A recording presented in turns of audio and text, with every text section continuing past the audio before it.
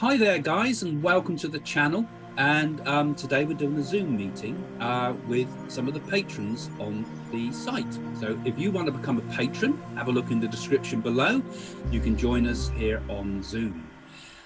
So hi again everybody, welcome to the channel. And today we're going to talk about Doris Stokes, and we have with us today Linda Dearsley, who was the ghostwriter of Doris's books, and we're going to ask Linda some questions about Doris Stokes and what happened, and a little bit of the backstory, hopefully, of what happened with Doris Stokes and what she was like.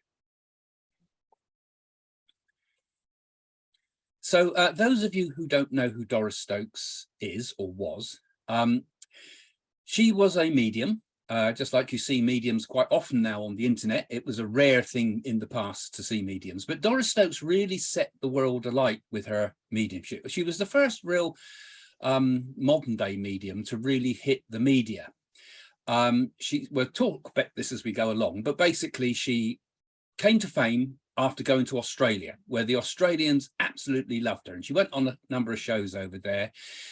And everybody got so interested in her mediumship that she even filled the Sydney Opera House. Not once, not twice, 3 times she fully booked out the Sydney Opera House. Now that's one hell of a show.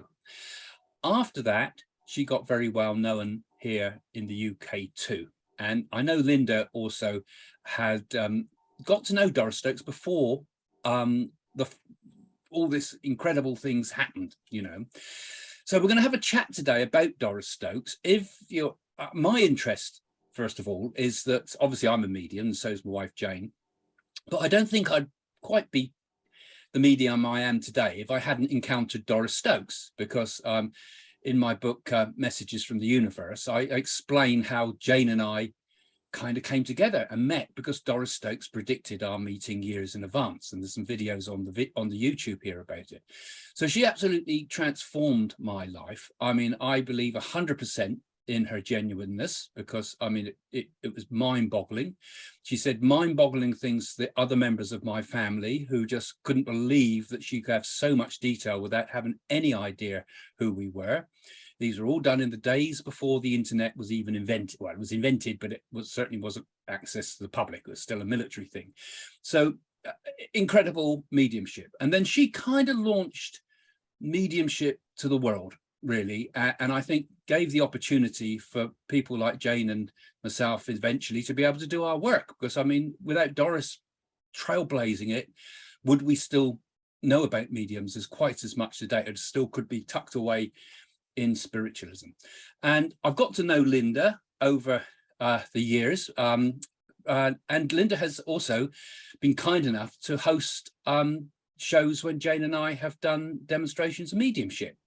So we became, sometimes when we go out there, we're a sort of little team, and between us, before we go on stage, very often all of us feel that energy of Doris Stokes still having a go. And working with us, I believe, when we get up on the platform.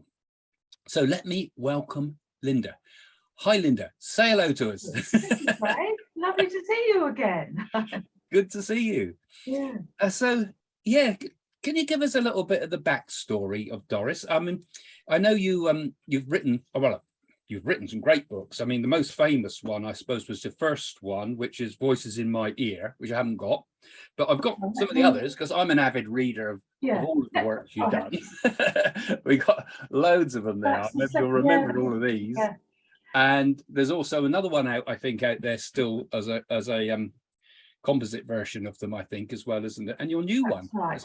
That's this one. I'm not plugging the book here. I just wanted to show you this is how Doris looked when she went on stage. I don't know, can you see that all right? Yeah. That nice picture. Yes, well, do you want me to tell you the story of how I first met her and so on? Yeah, how did you first know her? Well, I first met her. Yeah. Well, what happened was I was like a junior writer on on Woman's Own magazine back then, and it was the summer. And it was what the press called the silly season because there wasn't much news around. So they were sort of scraping around for some sort of stories to do. And the features editor decided to do a series, a 3-part series on spooky things, psychic things, and so on. And they hadn't chosen me because I was special in any way. It was purely that the other writers were still writing their previous stuff. I just finished something I was doing. So they said to me, would I give it, do this series and get started? And they said, go and talk to some sort of medium, first of all, for the first part, and see what they've got to say. So I was a junior. I didn't know how to find a medium even. So I phoned Psychic News, and they said, well, we've got this woman who we've heard of, and we don't know what she's like. She's just come down from the north, but she's quite chatty, so she might do for you. And they said, the good thing is she's in London, which is where my office was. So they said, you won't have far to go. So they said, if she does, isn't what you want, call us and we'll find you someone else. So this lady was called then Doris Stokes, she was known as back then. And she lived in Fulham. And so I phoned her, not really knowing much about mediums at all, apart from what I'd seen on the television. And I thought they were people in big caftans with hoop earrings and that, who were rather spooky. So I phoned her and said, can I come and see you? And we're always told, when they say, when can you come, to say, oh, as soon as possible. So I said, well, as soon as possible, thinking she might mean like a week on Tuesday, as most people do. And she said, well, I'm just going to the hairdressers now, but I should be back by 2, so I can see you about 2:15. So I was absolutely gobsmacked, because I didn't even know what I wanted to ask her at that stage. I hadn't given the story any thought really at all. Remember, we didn't have the internet. There was no way of kind of researching people, so I didn't know anything about her. All I had was an A to Z, paper one, to find where she lived. And I had to get my skates on because, I was the other side of London. I was near Blackfriars Bridge. So anyway, I went over there, and she lived in a block of ex-servicemen's flats. And I was walking across the big sort of forecourt when a woman and her husband started walking towards me, also heading to the same flats. And it was Doris, just back from the hairdressers with a little bit of shopping with her husband, John. And so we met each other down on the floor there. And so she said, oh, come on up, led me back to her flat. And I just got my notebook and pen, wanting to just do an interview about, how you became a medium and what it meant and all that kind of thing. But instead of that, she said, I shall have to do you a reading, or a sitting, she called it. And I didn't want a sitting because I was scared. I hadn't lost anybody. I didn't know what she might do, but I thought it might be quite alarming. And I thought there might be incense and curtains drawn and all sorts of rather frightening things. And I said, no, it's okay. I don't want a media. I don't want a reading. I just want to, write down my notes about how you become a medium. And she said, no, I have to do a reading for you because otherwise I could tell you any old thing, couldn't I? And there's no reason why you'd believe it. She said, I have to show you what I can do. And she proceeded to give me a reading. And I hadn't lost anybody, I didn't think. But it turned out that she got in touch with a grandfather who passed when I was about 5. So I didn't really know him. I didn't remember him. I'd recently lost my other grandfather. And I was trying to fit everything she said to the one who I did know, who I'd lost a year or 2 before. And so what she said didn't apply to him. So I was telling her everything was wrong. And it only turned out when I met my mother a couple of weeks later, and we were talking about what I've been up to, and I had my notebook with me because I wrote it all down, that it turned out all the things that I told her were wrong turned out to be right.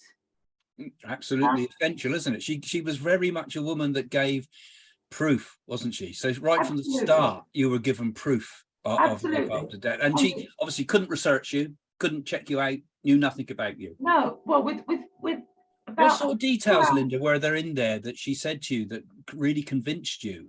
Can you remember any of the most important things? well, well, to give you a couple of examples, she started it off by doing this terrible sort of cough, awful cough. And then she started saying she got a man there and she got the letter M, and she said it was somebody who'd passed with a heart attack. And I must have gone a bit pale because she said, oh, it's not your father, dear, it's not your dad, he's still with us. So I thought the grandfather who I'd most recently lost, his name was Albert, he began with an A. So I said, no, that's not right. And then she was doing this terrible cough. And I thought, well, the grandfather who I just lost was very old. And I think the official cause of death was like pneumonia. So I thought, well, he probably did have a cough with pneumonia. So I said, oh, well, I suppose so. And then she said, and I'm getting the letter M. Well, my husband's name is Michael. So I said, well, my husband's name's Michael. And she looked a bit confused and thought, no, I don't think that's quite it. But we then went on to something else.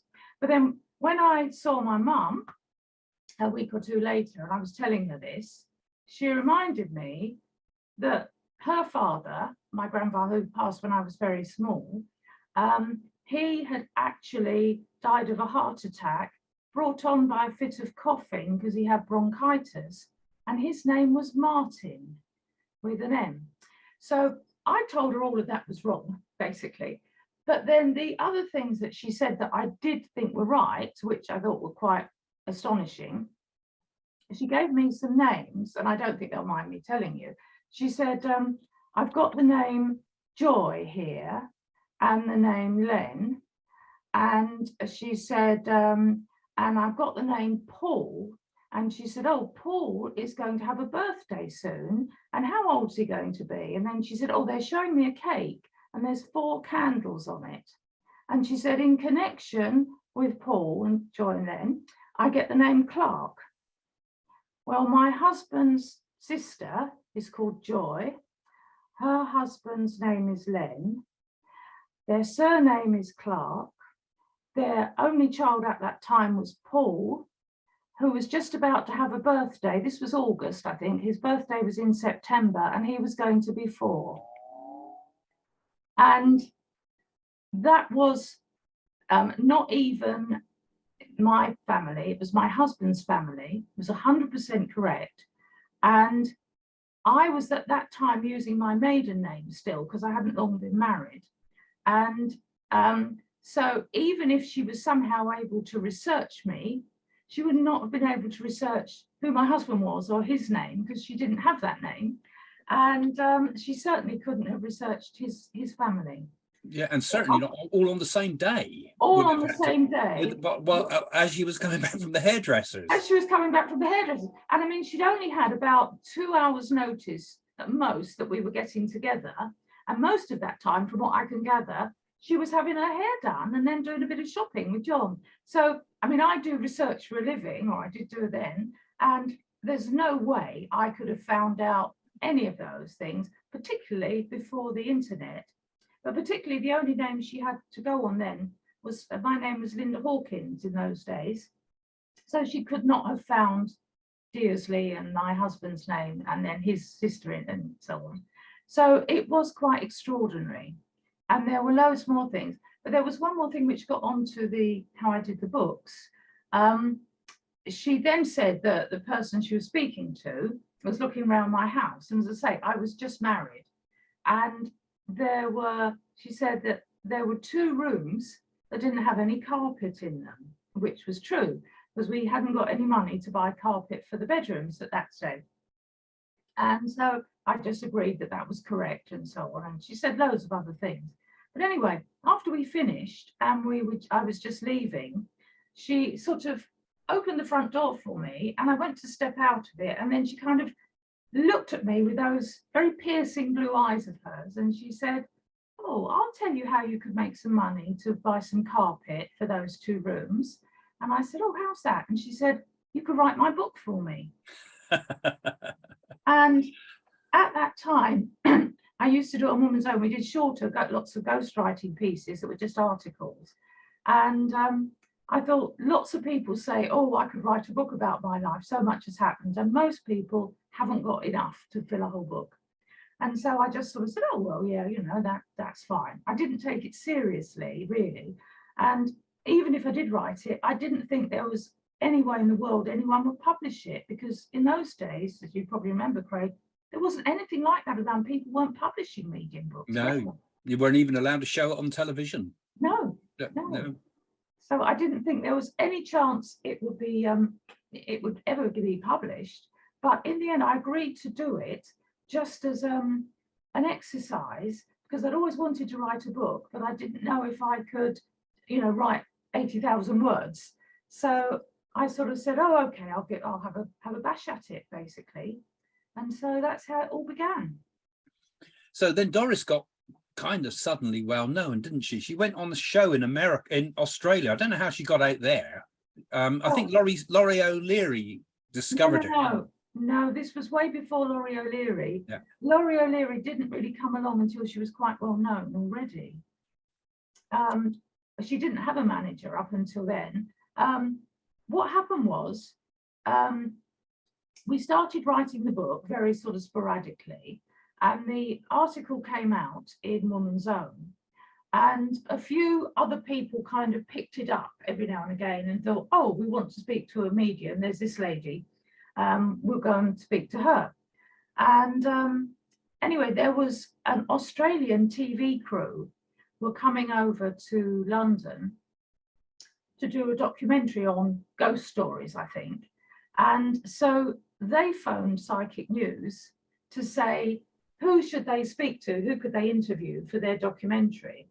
And of course, by then, you know, they'd seen that the lady that they'd referred me to had her article in Woman's Own. So you know, it worked quite well. So they said, oh, well, you could try this Doris Stokes woman over in Fulham.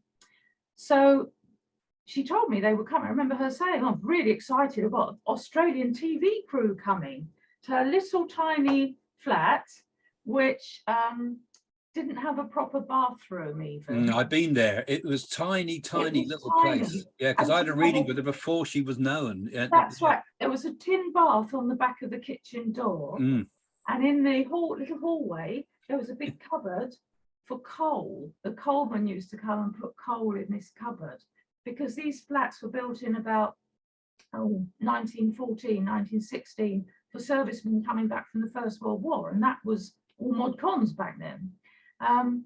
Anyway, the TV crew came and they filmed her there, and they were absolutely astonished because she was getting stuff for them, and she was also getting messages for the cameraman, and you know, the people behind the camera. They were all absolutely stunned.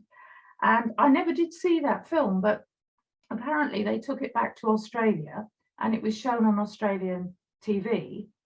And somebody, I think from a channel, I've not been to Australia, but it's called Channel 9. And there was a guy who had a big show on. We didn't know he had a big show, but he was called the Don Lane Show. And he was, as I can imagine it, like the Terry Wogan of Australia. Apparently, we didn't know this, but he was the highest paid performer in Australia at that time. Anyway, we had no idea about that. The next thing she knew, they were inviting her over just to appear on his chat show for like a 10-minute piece. And she was going to show them what she did, because she wasn't allowed to demonstrate on British TV. So again, she phoned me really excited. We were still working on the book. And she said, oh, guess what? We're just off to Australia. Now, Doris, I'm not even sure she'd been on a plane before at this stage. But she said, and she and John were going, and they were going for a fortnight. And because it was such a long way, and they were quite getting on a bit by then. And so she was going to do half an hour or whatever on the Don Lane show. And then the rest of the time they were going to just relax and be on holiday. So I just said, have a lovely time, off you go. And again, in those days, Australia was so far away. We didn't have the internet. It was a big deal if you tried to make a phone call to Australia in those days, because the time difference and everything. So she disappeared off, and we didn't know what was going on in Australia at the time. But after a couple of weeks, I got a phone call from her all the way from Australia. And she said, oh, I'm not going to be back when I said I was going to. So I said, oh, you know, why is that? And she said, oh, it's all gone a bit mad here. She said, apparently it went down so well on the Don Lane show that when they finished, she was doing her demonstrating to the studio audience, when they finished, the phones to the studio did not stop the whole night. There was, such a sensation that they cancelled the next night's show, which I believe was Starsky and Hutch, they say, to put her on again. So she did another night, the next night for the whole show. And there was a guy called Kerry Packer who owned the TV show, and he was also something to do with cricket. He organised cricket tours all around the world. And he decided that they were onto a good thing here. And so he arranged for her to go on tour of Australia. So when she was on the phone to me, she said, yeah, he's going to send us on tour. So I'm going to be here for about 6 weeks. And she toured the whole of Australia, doing theatres, radio, TV in just about every state, culminating in the Sydney Opera House, which she filled 3 nights in a row. Quite staggering. Pretty incredible from a medium that was up to that point, as far as I know with Doris, she'd only ever really done, she'd done Fulham Spiritualist Church quite a lot, I know, because I've done that one too, and they talked about it there. And I remember I also did the other one she used to do, which was the SAGB, Spiritualist Association of Great Britain in Belgravia Square. But those were the sort of that's kind of where she was known. But so she would only ever have had an audience of a kind of 50 people. Absolutely. I mean, when she'd come down to London from the north of England, and, she'd done this sort of spiritualist churches up there. I think she was living in Lancaster or something at the time. So it was the northern churches. And she only got into the SAGB on a fluke, which again, I've sort of written all about this in that, in that book I sent you, Craig. But what happened was she was up there in Lancaster. She had breast cancer quite badly, and she was in hospital. And somebody high up in the SAGB, I don't know whether he was the president, Tom Johansson, do you remember that name? Oh, yes, I do. Yes. Tom That's Johansson. a long one. That takes me back, blimey. Yeah, I think he was, I don't know, the president or whatever it is. He wasn't the president. I think at that time it would have been Gordon Higginson would have been the president, but I've got a feeling I think he used to do the marketing and things like that. But, yeah, and I'm not sure. I'm not sure. Whoever he was, I think I didn't actually meet him, but I think I spoke to him on the phone once when Doris was still with us. But anyway, he had been invited to go and give a talk at some of the spiritualist churches in the north, near where Doris worked. And she was supposed to have been a medium the day he was coming and was going to be introducing him. But when he arrived, they said, terribly sorry, poor Doris can't be here tonight because she's in the hospital. And, she'll be so disappointed to have missed you because she was so looking forward to seeing you. But she was in hospital, she had breast cancer, she had an operation. And he, being a kind gentleman, said, oh, well, maybe I'll pop in and see her before I go back to London. So this was a Saturday night. So he stayed overnight. And the next day, he went and he visited her in the hospital. He was also a healer. And he went to see her, and he told me afterwards, and this was years later when I wrote about him in another book I did, and he said she was the sickest person he'd ever seen who was still actually alive. He said because he was a healer, so he saw lots of ill people. And he said he didn't think that she would last till the end of the week, basically. He said she was so poorly. But he did his best, and he cheered her up, and he gave her some healing. And as he was about to go, she said, oh, well, thank you, that was great, Tom. If I come down to London, I'd love to come and work at the SAGB. Could I do that? And he said, yes, of course you can. That would be lovely. We'd love to have you. Now, he'd not even seen her work because she was in the hospital. And so he said, yeah, that would be lovely. He said he never dreamed that she would ever come out the hospital, let alone come to London. So he thought he was quite safe in an untried medium promising her, work at the SAGB. And he said 6 months later, he was sitting at his desk in the SAGB, and the door opened, and this lady with the springy, grey curls and everything, tall lady, came in, and it was Doris. And she was fit as a fiddle, looking great. And she said, "Oh, you said I could come and work at the SAGB, so here I am." And he said there were strict rules at the SAGB about who could work on the platform, and they had to be tested, and lots of people had to come and assess them before they were. I think she had a few troubles with the SAGB, because we got to know John Stokes, of course, and he said that she didn't really get on very well with the SAGB. I don't know if that's true or not, but she found. Well, I think at the beginning she probably did, but she probably wasn't popular because he didn't feel, after all she'd been through, he could then backpedal, because he promised her she could come and work there. So he didn't feel he could put her through all the testing. So he didn't even know if she could do it, but he decided to give her a chance. So he let her come and work on the platform. And he said the first time she appeared, they had about 30 people. And then, but they all, spoke quite well of her. And the next time there were a few more. And then a couple of occasions later, he said he was walking up from the station to the SAGB offices, and it was in Belgrave Square, so it was in a square, and he saw all this queue of people going right around the square, and he couldn't think what they were queuing up for. And as he got closer to the SAGB, he saw that the start of the queue was in his front door. They went to see what they were queuing for, and they were queuing for Doris, that she was going to be appearing. And so he said that was when he realized that she was something different and something quite special.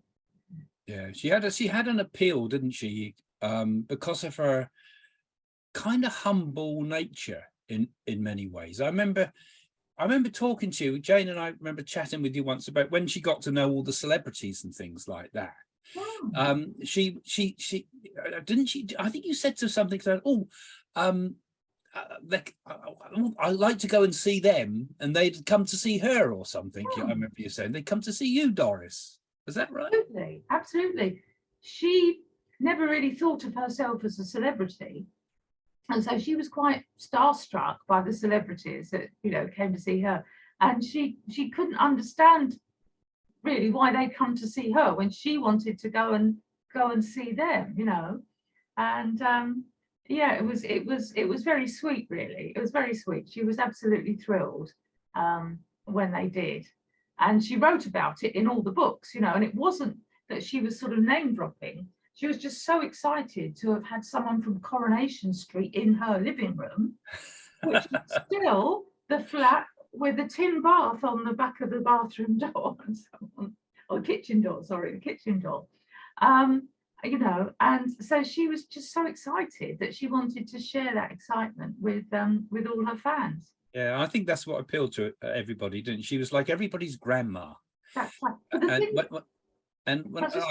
I had my I had a private sitting with her, and it was just like sitting in your grandma's house, and it was so relaxed. And then she'd sit there, bring you a cup of tea, and then she'd say something, because I wasn't the medium of that, so I had never seen a medium before, just like you, came in completely blind to it, and say things to you that absolutely blew you off the chair. She said to me things like, how's Ian and Jackie?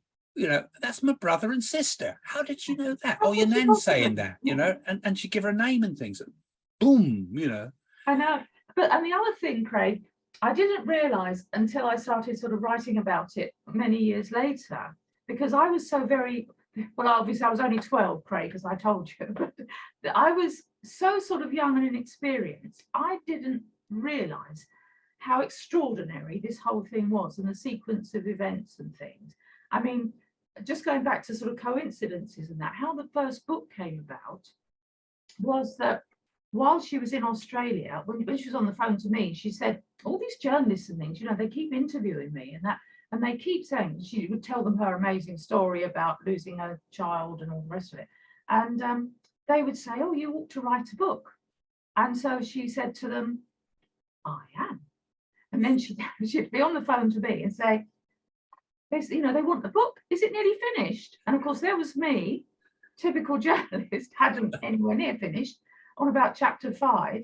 And so I'm saying, yeah, nearly, and I'm frantically burning the midnight oil trying to do some more. But anyway, when she got back, fortunately she was away for 6 weeks, so it gave me a bit more time. When she got back, what had been happening was that the Australian journalists who'd never heard of this lady who was suddenly a superstar were phoning their London colleagues to say, give us a background on this woman, you know, she's from London, you know, who is she? And they said, never heard of her. And they were calling her like the housewife superstar in Australia. And so the British press didn't know who she was, but they knew she was big news in Australia. So when she got back, some of them were wanting to meet her to find out what all the fuss was about. And one of them was the show business editor of the Daily Express. He was a very nice man called Garth Pierce, if he's out there still. We owe you, Garth. And anyway, he came to interview her, and she did the same, you know, told him the same story, which is an amazing story. And he said to her, well, you know, you really ought to write a book. And I had actually finished the manuscript by this time, which in those days you had to type out. So it was a whole big pile of A4 sheets of paper, which I'd sent her in a big brown envelope to read. And so Garth said, you should write a book. So she turned around and said to Garth, I have. And she said, and I'll show you. And so she then dashed off to, I presume, in her bedroom. I don't think she'd even read the book by then. It just arrived in the post in this great big brown envelope, and there was a lot of pages. So she went and she got this great big manuscript, and she just dumped it on poor Garth's knee. I bet his heart sank, because, you know, you don't want to see that great big pile of stuff, and you think it's probably not going to be very good. Anyway, he politely read a few pages, and he said to her, well, I think this is really interesting. I think you might have a bestseller here. And he not only was really kind about it, but he said, I've recently written a book and I've got a literary agent.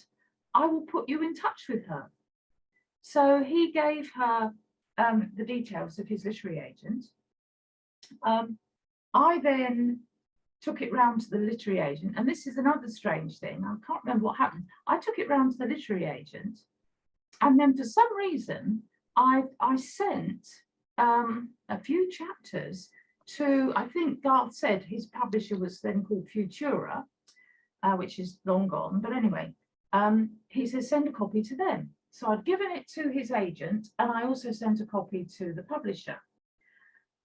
After a few weeks, we had a call from the publisher saying, yeah, okay, we'll take it. We'll take the book, which again, I didn't realise it was like winning the lottery, because it doesn't really happen.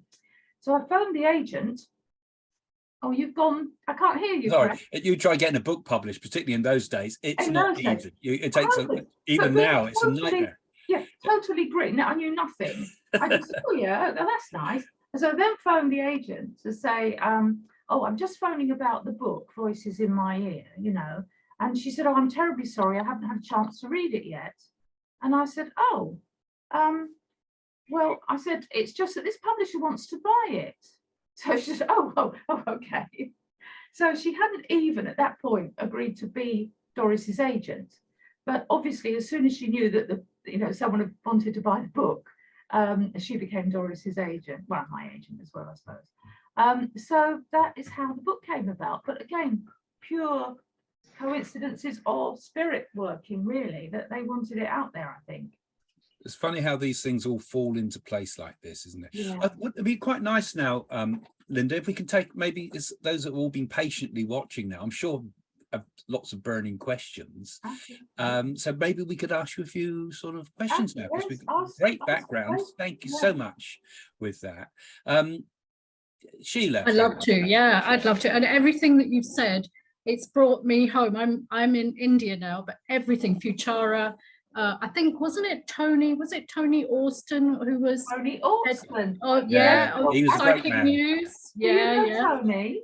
I don't know him, but I was a teenager following it, and I went to many psychic churches to listen to mediums. Everything. It was just wonderful hearing you, and of course, the Bible, Voices in My Ear, I have read it. It was a long time ago, but I have read it. I can't remember so much now, but fabulous, fabulous book. And we were all very aware, at least my friends of my generation were very aware how well talented she was. She was just so talented. You know, so amazing with the accuracy. I'm afraid I never got a chance to see her. I would have loved to. I would have loved to. There's a bit on YouTube that you can see. Funnily enough, talking of Tony Ortson was the young reporter I spoke to who put me on to Doris. Okay. And Tony Ortson was the one who came up with the title Voices in My Ear. Okay, I didn't know that. Yeah, and when the book first came out, she had a little party. I think it was at Wimbledon Church. She had a little party, and because again, we had no idea that it was going to sell well or anything, but it was a real book, you know. And she presented Tony with a little gift. I can't remember what it was now, but she gave him a gift to thank him for the title of the book. And because when the book was finished, I'd just written it, but I didn't actually have a title, and she hadn't got a title. So she didn't quite know how to go about it. So she phoned Tony and said, Tony, what do you think we ought to call it? And so he went off and thought about it, and he probably got help from the other side, I don't know. But it just came into his head, and he thought because she was clairaudient, in my ear was the perfect title. Perfect. I was just going to ask you that question. Did she hear things? And that's what it was. Can I ask you? Credit to Tony. That was all. Well, I'm glad I mentioned him then, because you know he was the main editor, I think, at that time. Later on with the Psychic News. He was. Well, he's still involved with them. In fact, I haven't spoken to him for a few months now, but I've been in touch with him comparatively recently. He's still. I think he went away from Psychic News, and I think he's back to it now. Along with yeah, he worked for Two Worlds for a while, but he's been back at Psychic News for quite a long time. Actually. Yeah, it was a very credible, serious type of paper. That's why I liked it. You know, it wasn't kind of joking about anything. It was quite serious. I would like to ask a question in relation to some of the advice Doris gave. Did she give advice whereby people could also thereby prevent things? So sort of preventative, like she may have said, don't do this or don't do that, you know, or you're going to meet this person, be careful. Was there anything like that she ever did? Sort of. I mean, she would always say it wasn't really her advice. It was their loved one's advice. But, you know, she might say, oh, you know, you've got nasty sore throat or something. I think you need to go to the doctor, you know, make sure you go to the doctor, because they would kind of probably suggest to her that it was more serious than they believed. And when she spoke to my dad, he was a real skeptic, you know. I mean, he really didn't believe in these things, and she told him all about his business. Told him that he had two businesses and all things about his multiple limited companies and things like that. She knew the whole thing, and my dad took the advice, and it really saved his neck completely in business. She told him to do. It was amazing. She did, and she would or she'd say sort of, oh, you know, that person that you're seeing, I think there might be someone else in, but excuse me, that's Freddie. He was, hello, Fred. That's my accidental kitten. It just turned up this size in my garden one day. So she said it would be coming from their loved one, who could see that they were being too timed or something like that, and so she'd say, you know, do this or don't give them all your money or whatever it was, you know. That's really good, isn't it? That's so helpful, so practical. Thank you. That's really good to know. And who would like to ask the next question? Put your hand up if you all right, let's go for Christina first. Thanks, Craig. Hi, Linda. Thank you. It was really interesting. I was in New Zealand around about the time that Doris was in Australia, so I definitely washed over to New Zealand because she was in all the newspapers at home, and I went to the library and got the book and read it. I would have been in my 20s, so yeah, I've known about her for a long time. But I just wondered, do you think the very first time that you met her that she'd had like a vision of the future, and she knew that you were going to be the person that was going to write her book? Do you think that might have been behind her willingness to meet you at like 2 o'clock that afternoon? Yeah, I don't think so then. Not when I first phoned to ask for an interview. I mean, obviously I don't know, because we never really, talked about that. As I say, I just took everything, I just did it.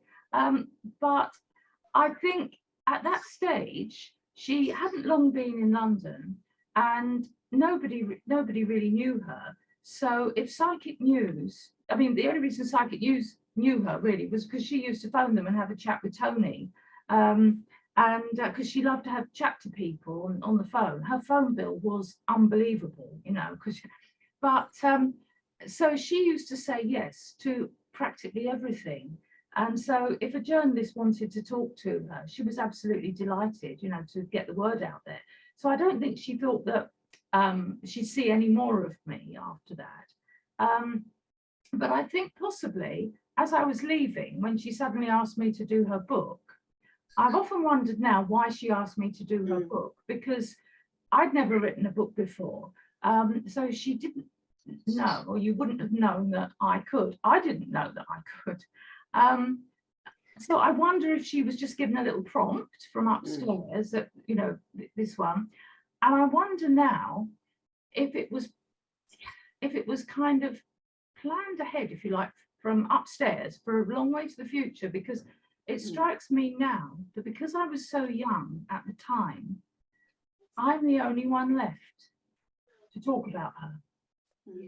Just about all the other people that were in her life at the time have now passed on. And so there's no one else left, I don't think, apart from Craig, of course, to kind of witness what she did. Well, there is one other lady. It's Derek Jameson's wife, Ellen. He was a newspaper editor, and then he was a famous radio and I think TV presenter. And he's passed away, but his wife Ellen is still there. And at one stage in her later years, when Doris was doing tours of theatres, she needed someone to introduce her. And Ellen had, done some theatre work, and was also freelance, so her time was her own. So she could travel around with Doris and introduce her on stage. So I think there's just me and Ellen are really the only ones left who worked with her and can remember her and talk about being with her. Actually, so I thought of that. That's why they chose me, because I was so young.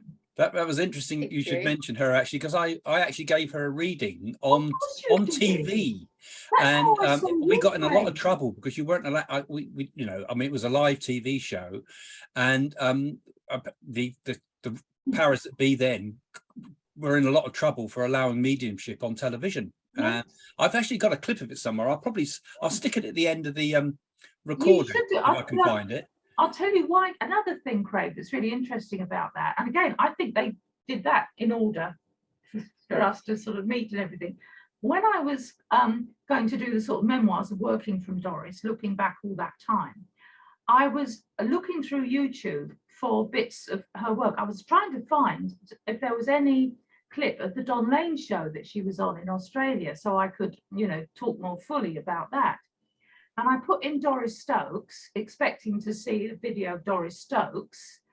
And I get this gentleman come up called Craig. And that's how you found me. And Ellen on whatever show it was, doing that little piece. That was a long time ago. I put a clip up a long time ago when my YouTube was just a sort of a shadow with a couple of hundred followers at the max. Yeah. That's how I got your name, to get in touch with you, and that's how we got your story. And it's so weird, actually, because our connection with Doris Stokes went the same way, because I went to my private readings with Doris Stokes because of something that happened in the family with one of our family members who was lost, and I went, and that's a long story, but Jane, my wife, of course, also had, independently of me meeting her, had got to know John Stokes, because John used to come down to Portsmouth to meet Terry Carter, who was also in your books, I think. Right, that's a right. priest, Yeah. wasn't he? And all this happened. Doris Stokes predicted I would meet Jane, and the date I would meet Jane, which was mind-boggling. That was on that first meeting, like I said, where there was no internet, no way of knowing who I was or anything about you.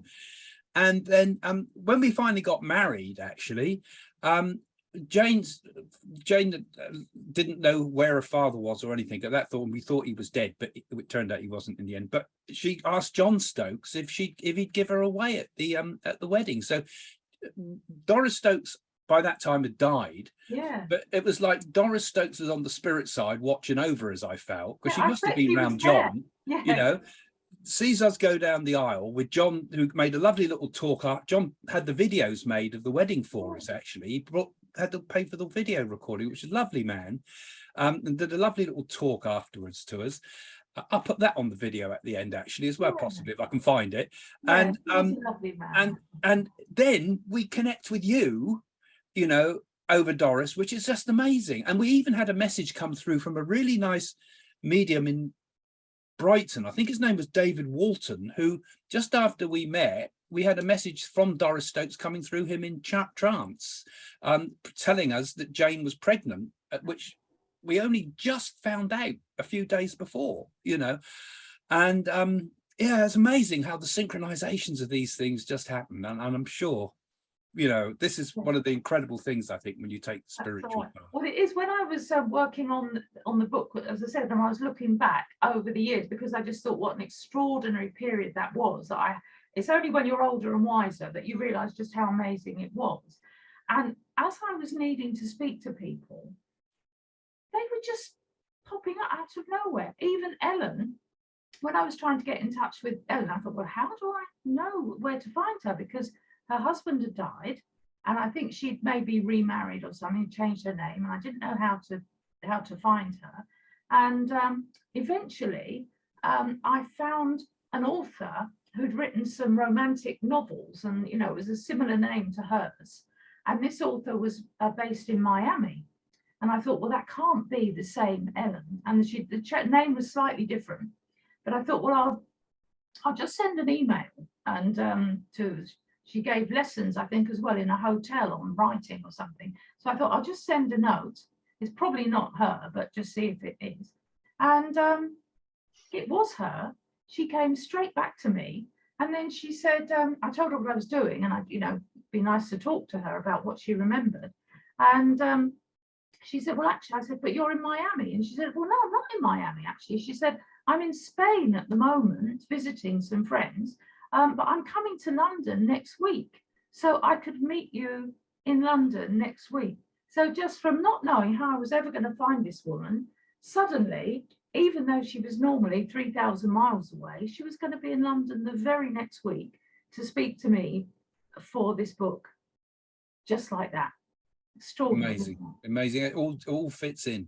Let's take a message. Let's take a question now from Laurel, because you'll put your finger up earlier on to say hello. So you've got a question, Laurel? Yeah, more of a personal question. I know that Doris's guide was Ramonov, I think. Ramonov, he used to. Yeah, Ramonov. Yeah. And did she ever find out any more information? Because I know in your book you had said she knew nothing about him, but I was just curious because there's a Russian family named that. So I was just curious. No, I don't think she ever did. I don't think she really inquired too deeply of him. I think she thought he might be Egyptian, I think. So maybe the way she pronounced his name was not quite right, or I really don't know. But that was the nearest she could get to it, you know, and how you spelled it, we don't really know. But he used to just talk to her, give her a bit of a telling off by the sound of it at times. You know, if she sort of overstepped the mark or got above herself, you know. And I know she used to say she used to sit with him every night before she went to sleep and just sort of have a chat with him over the, you know, what happened during the day, and if she had any questions. But yeah, if he didn't think she'd behaved herself, well, he'd tell her. Yeah, that's what you had put in your book. I thought that was brilliant. Yeah, Thank you. Thank you. Oh, are you a medium yourself? No, I wouldn't class myself as anything special. That interested. So anybody else with some more questions? I'll tell you one I'll ask you then, Linda, because when I look on Wikipedia, I thought, well, before we go online, I'll have a quick look on Wikipedia, and the usual hatchet job has been done. Of course, yeah. I noticed on there Ian Wilson was the one that sort of said that. I mean, I crossed swords with him once on a chat show up in Scotland once. I remember about debating whether there's life after death. He was a Catholic, I believe, so sometimes Catholics can be a little bit have different views.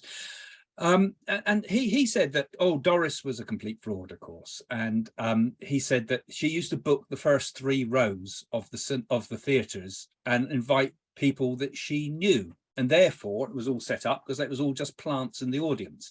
Now, I know from my personal experience that she gave incredible evidence that was irrefutable.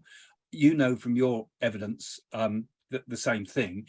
When all that hit the fan, as it were, I'm sure the press must have, I mean, probably Daily Express excluded. I always thought they were excellent with mediumship and things. They're always kind to mediums generally. How did things go with that? And how did you react to it? And what would you tell people like that? Well, the trouble was, Doris was very upset by all of those things and some of the cruel things that were said. But the problem was, I was going to say she was her own worst enemy from that point of view, although she wasn't. But she would have so many people wanted to come and see her as she got more famous.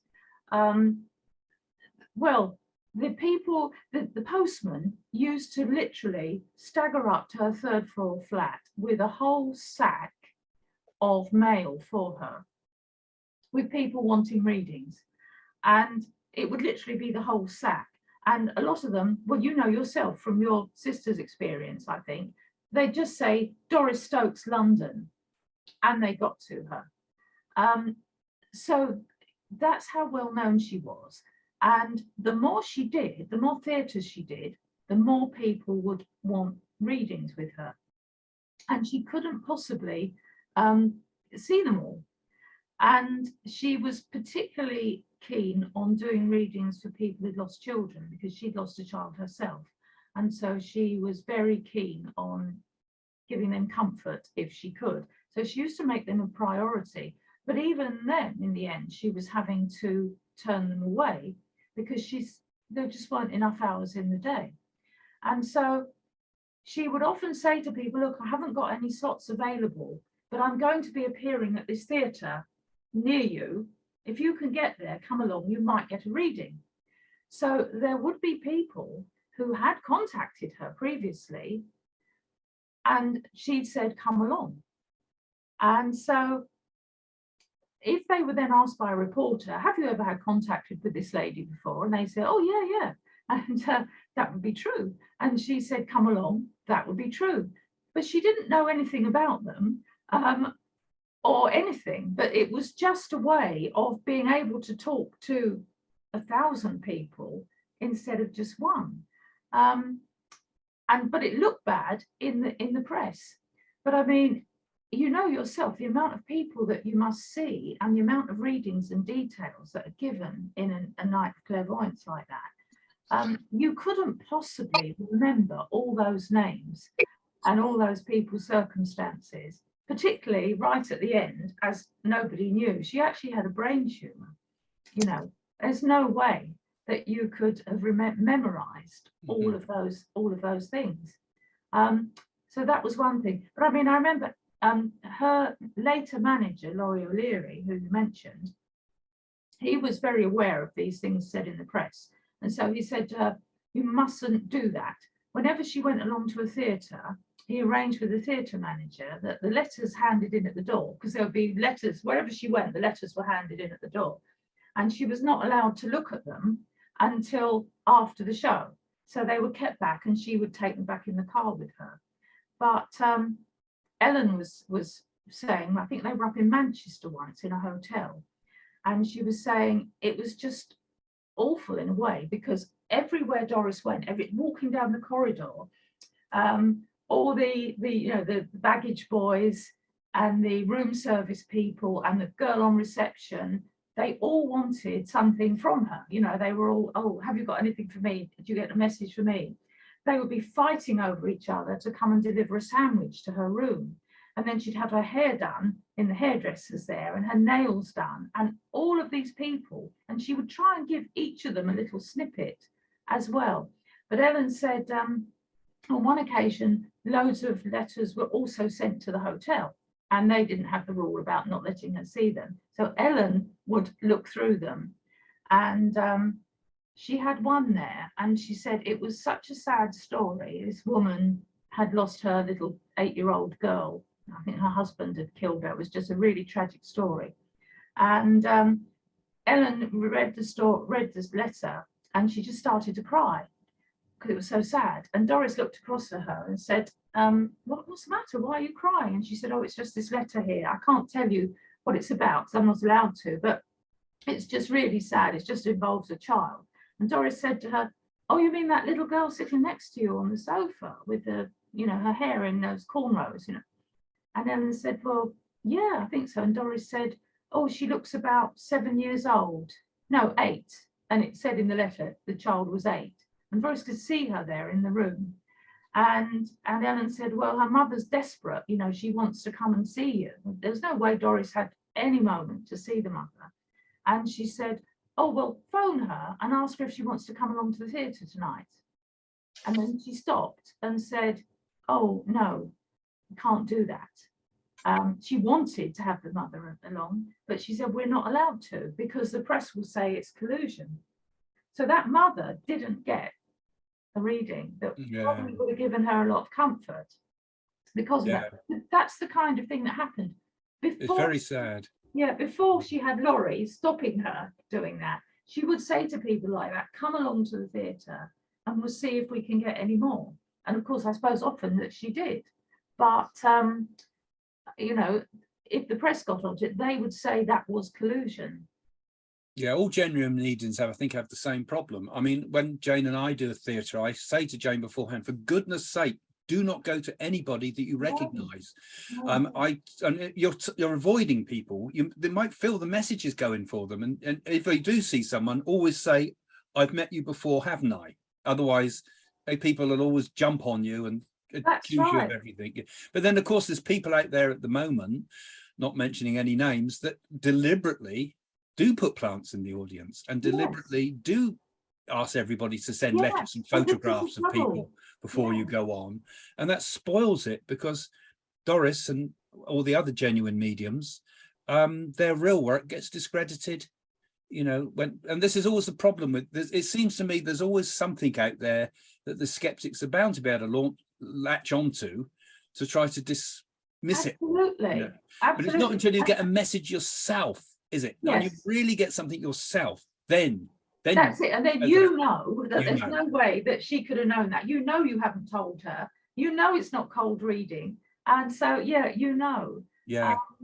but the people that don't believe it, there's nothing you can say or do that will make them believe it. And even if they do get a message, a lot of the time they still think this cannot be. I don't know how she's done it, but it can't be. So it's got to be a trick somehow. I don't see how she's done it. And I think the thing is, you must always trust your personal experience. I think that's something with everything spiritual in the world. It's all very well reading your lovely books, for example, that can inspire you to begin your search. But really, that's not enough, is it? You have to go out and you have to do the search. You've got to. And know always that there's going to be those out there with the spider webs that are going to try to trap you into the delusional stuff too. But if you begin a search, you can usually find the answer, particularly within spiritualism, actually, because I just mentioned that at the end for people that are watching this, that in England certainly and in Scotland, all the UK, there's lots of really good spiritualist churches where Doris and people and myself and Jane and everyone all got started, and some of the best mediumship that I've ever done has been done in little tiny spiritualist churches with no bigger an audience than 50 people. if you're lucky. Well, it doesn't matter at all on the size. Yeah. The other thing that struck me, Craig, as well, with what Doris did and her abilities, was that she left school when she was about 13 or 14. She had virtually, no education at all, and she'd never had any theatre training, any drama training or anything like that. And yet she could do these shows all on her own. And many years later, as a journalist, I mentioned this in the book, I got the opportunity to go to the Palladium, the London Palladium, to see some people backstage, nothing to do with spiritualism or Doris or anything. And of course, there was nobody in the theatre at the time. It was all backstage, it was all dark and everything. But to get to this dressing room where I was going, I had to walk across the stage. It should have been the back of the stage, walked across. And as I was following whoever was taking me across the stage, I sort of looked out at the front of the stage and I thought, I'm never going to get this opportunity again to be on stage at the Palladium. So I thought, I've got to just run through. So I ran to the front of the stage and I just looked up. You're surrounded by all these seats, tier upon tier, but way above your head, seats all around, balcony upon balcony, so many seats. And I just thought, this is where Doris would have stood when she did the Palladium. I thought, how on earth did she do it all on her own? She couldn't sing, she couldn't dance, she couldn't do anything. She had no script to speak of. She had all those people spotlight on her, and if nothing happened or nothing came through, what would you do? And she'd had no training for it, and yet she did it. I mean, it would have frightened me to death with, seeing all those. Yeah. All those. I remember John Stokes said to us that Doris's biggest fear was that, I have to deliver the goods. Yeah. I always have to deliver the goods. And even if you're feeling at death's door sick, and she had cancers and all sorts of things going on, you still had to go out there and deliver the goods. And as a medium, I know that, you can stand in front of an audience and all this build up, particularly if you're doing things telly and things like that, all this build up, but you don't know if spirit is with you until you actually open your mouth and speak. You might think the spirit's there, but until you actually say, I like to come to that lady and give the appropriate message, you don't know. And if your first message is off, it can be a real difficult one if someone's awkward at the beginning. Poor old Doris did that. Well, good old Doris did that, but she did it in front of huge audiences, and it had never really properly been done before, not on that scale. That's what was so amazing, wasn't it? Quite astonishing. And the courage it must take to walk out there with that lot. As I say, I just looked at all these empty seats and it was terrifying. I thought, imagining them all packed with people, just all these faces all around. And bad enough if you're a singer or you've got an actor with a script, well, you've got nothing, and just stand there and you can't really well say, sorry folks, don't seem to be getting anything tonight, come back tomorrow. I mean, you can't do it, can you? No, you can't. You could do it in a spiritualist church and say, I'm going to give a few psychic messages because I'm just mediumship's not coming through. That does happen sometimes for mediums, but not when everybody's paid whatever they pay per seat. And come back tomorrow, guys. No, she was a very, very brave lady. But anyway, I think we have to come to the end now, because we're coming to the end of the sort of hour I try to set these for. I'll try to put up a couple of little clips if I can find them of that Jameson one, and also I might have a little clip of John Stokes there just for interest. But most importantly now, Linda, you brought a new book out, didn't you? What was the new one? I happen to have a copy here, if I can hold it up. This is, can you see that? Yeah, hold it a little bit higher because it's the bottom, it doesn't quite come. That's it, perfect. Okay. We can't see your face, but we can see the book. That was looking back on those years. So it's like behind the scenes with Doris, and then with other people, after she passed away, other people she led me to meet. If I show you on the back, there's the only picture I've got of Doris and me when I was very young. There. Yeah. Lovely. Can I ask, can we get it on Amazon? You can get it on Amazon. It's Voices everywhere. You know what Amazon's like though? They keep putting the price up, and it's nothing to do with us. So If you have any problem, you can get it direct from the publishers, which are Dark River, they're called. But try Amazon to start with and see what they're charging these days. I'll also put a link in the description below of the video. So people coming to this now, if you're watching this, take a look in the description below. I'll find an Amazon link. And the other one's Dark River, did you say? It's Dark River, and I'll give you some more, details about it if you need them, their address and everything. But you can get it direct from them. But I didn't realise this, but Amazon, after the book's been around for a year or so, they start just putting up the price, almost like they don't really want to send it out. They don't want to be bothered. So if you see it being a stupid price, like £20 or something, try the publishers, because they'll just give it to you at the proper price. I don't know what that is now, to be honest. I think it's £10, £12, something like that. I don't know what it is, but it's not exorbitantly expensive. Well, there we go, folks. Go and buy Linda Dearsley's new book. It's really, really lovely book and well worth a read. I've read it myself. James, you're in it, Craig. Sorry? And you've mentioned me and Jane in it as well, too. Yes, thank you. And so even more reason people should go out and buy it. So thanks ever so much, Linda, for coming and visiting us today. You're welcome to come on to the Zoom anytime you like. I can always send you a link. You can just join us as one of our background people if you want, if you're interested. And so I'm going to say thank you to everybody. I'm going to thank everybody for joining us here on YouTube afterwards as well. Don't forget, if you've enjoyed this, please do follow the channel. Click the little bell thing so you get updates all the time. Put your comments too, because when it goes live, we can answer some of your comments. I know some of the people from the patrons here with me today on Zoom often add their comments. Linda might be able to possibly too, and have a look in the description as well. So see you all, folks. Thanks for joining us. Bye for now. Services, everything from tarot cards to crystal balls. But can people really predict the future through some mystic means? And if they can, are you born psychic, or is it a talent that can be learned? Well, TV psychic Craig Hamilton Parker believes it's a skill that can be learned and almost anyone can do it. And my guest of the day, Ellen Jameson, is back with us too, maybe picking up some tips as we go along. So first of all, very simple, Craig. Assuming people accept there is such a thing as psychic ability, is it something that you either have to be the seventh son of a seventh son or whatever it is, or is it something you can teach?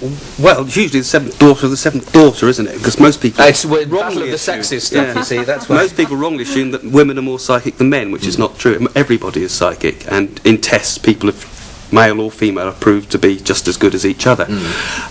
My belief is that it's been something that's been with us since time immemorial, really, since man first walked the earth, and before the times of language, and particularly telepathy. Now, that's mind-to-mind communication, telepathy. A lot of people might, for example, pick the phone up just as it rings and know who's on the other end of the phone. That's probably happened to a lot of people out there. Can I just say, I'll do my skeptic bit here. Yeah. It also happens that quite a lot you think about someone and they don't ring you at that moment. True. I mean, that there's a case in my own case, for example. There's a friend that I remember. I hadn't spoken to him for about 3 years, and I decided out of the blue to phone him. And I'm just going to pick the phone up, and he rang me. Now, that's happened to me, and I've had a lot of other people have similar experiences. And also, people often finish each other's sentences. Now, that could be partly, we could say, is anticipating what they're going to say. Yeah. But when people say, in love, for example, they often will have exactly the same thought at the same time. Will say, let's go to so-and-so, and you say it at the same time. I was going to say that kind of thing. Yeah, or even have the same dreams sometimes. I mean, there's been many cases where people will have exactly the same dream and wake up and describe that they've had exactly the same dream that night. Let's find out, Ellen, do you go along with all this? Yes, of course. I think that women, though, more tend to think that they are intuitive and they go with their feelings, whereas very often men think, oh, it's probably a coincidence, or like you say, oh, on this occasion it didn't happen. And sometimes people are looking for a kind of scientific proof, which is actually very difficult to give. That's true. And also, women actually are more likely to talk about their experiences. Right. Well, that's because as a society we talk about women's intuition. And yes, at least at the Women's Institute, then, completely different thing, isn't it? But women know that they can actually send thoughts by telepathy. I can talk to my husband and most of my family by telepathy. Women are much more receptive to the whole idea, aren't they? Well, okay, Craig, if we accept that everyone has it to a certain degree, whether it's the telephone ringing thing, you say that you can teach it or teach you how to use that ability? Because you run classes in this. I run a lot of classes with it, and I've taught a lot of people to develop psychic powers and mediumistic, which is communication with the spirit world. I've taught them to do that as well. And I find that if a person is open-minded enough and believes in themselves enough, most people I find can be brought to demonstrate at least psychometry, being able to read an object, vibrations left. This is why which you're going to give us a little demonstration demo later with on, Ellen. yes. Yeah. And you can develop it, yes. I mean, I was lucky enough to be born with it, but I was also trained to develop it. And I think if it's like an artist. I suppose everybody could paint a picture, and some are going to paint good pictures and some are going to paint bad pictures. Some will be immediately talented artists. Others might train to develop that ability to paint. And it's the same with music or anything like that. And I think psychic things fall into a similar category. So it's an interesting, a couple of weeks ago we were talking about brain power. And talking, I think you were there with Tony Bevan, weren't you? We were talking about how you can increase your memory, and Tony then was saying increase your brain power by using it. Are you saying that's the same thing? Yeah, I wish I could increase my memory. Psychics quite often have very bad memories, actually. Well, if you've got everyone else's thoughts, it's enough to think about. Yes, yes. I mean, certainly I think there are techniques you can use. Much of it is to do with putting the logical mind aside and trusting those illogical thoughts that pop into your head. And sometimes if you're giving a reading for someone, you have to say sometimes what seems like crazy things, but it's exactly the right thing to say. Reading, you mean like tarot cards? A consultation. Yes, you can use the tarot cards. I mean, I don't particularly think they're necessary, because if you're psychic, you can pick it up from a person. You can just sense it from the person.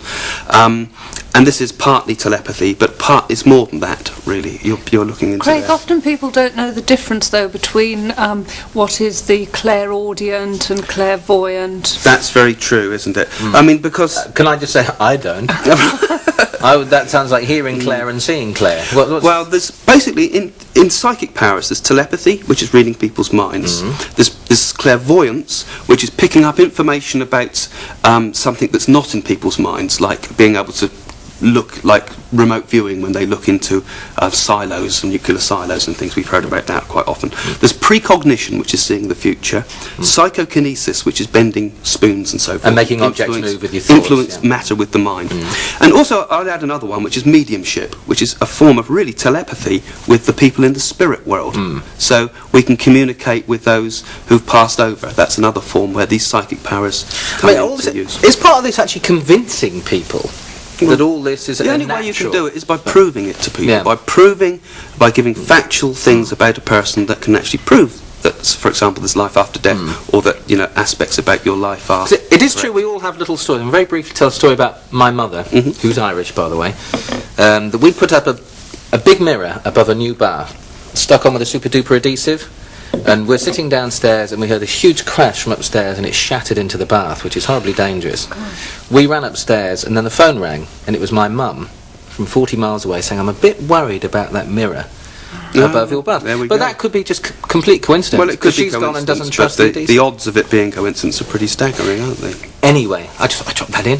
Psychometry, isn't it? So you need an object. Psychometry is when you read, you can pick up things about a person from an object. It's like we leave atmosphere around in buildings and things, and objects you've owned for a while will pick up things about you and act as a trigger for a beautiful ring. Can I take it home with me? I got it out of a cracker. Okay.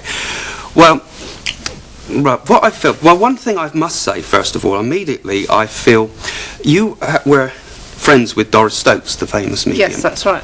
And I've got to say, I feel with you and her, there's still a spirit link, a communication with the spirit world and you and her, that you would talk to her in your mind. Right.